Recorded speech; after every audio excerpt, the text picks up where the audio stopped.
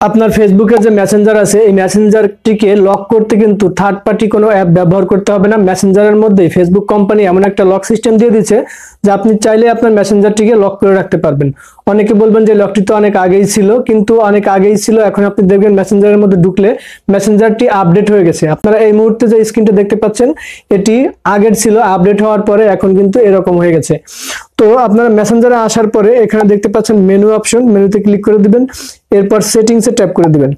সেটিংসে ট্যাপ করার পরে আপনারা এখানে দেখতে পাচ্ছেন নিচের দিকে স্ক্রল করে আসলে প্রাইভেসি এন্ড সেফটি এটাতে ট্যাপ করে দিবেন। এরপর এখানে দেখতে পাচ্ছেন অ্যাপস লক, অ্যাপ লক একটি অপশন, এই অপশনে আপনারা ট্যাপ করে দিবেন। ট্যাপ করার পর এখানে দেখতে পাচ্ছেন আনলক উইথ বায়োমেট্রিক। আপনার ফোনটিকে আপনি আপনার ফিঙ্গার দ্বারা অথবা ফেস দ্বারা অথবা প্যাটার্ন দ্বারা আপনার এই মেসেঞ্জারটিকে লক করতে পারবেন। তো এখান থেকে এটাকে যখন অন করে দিব তখন আপনার ফোনের ফিঙ্গারপ্রিন্ট অথবা ফেস দিতে বলবে, তো আমি ফিঙ্গারপ্রিন্ট দিয়ে দিলাম। এরপর এখানে যে অপশন দেখতে পাচ্ছেন এখানে 4টি অপশন আছে। এখন আপনারা যারা লক করছেন আপনারা কি আসলে বুঝে লক করছেন নাকি না বুঝে করছেন এই ভিডিওটি দেখে নেবেন।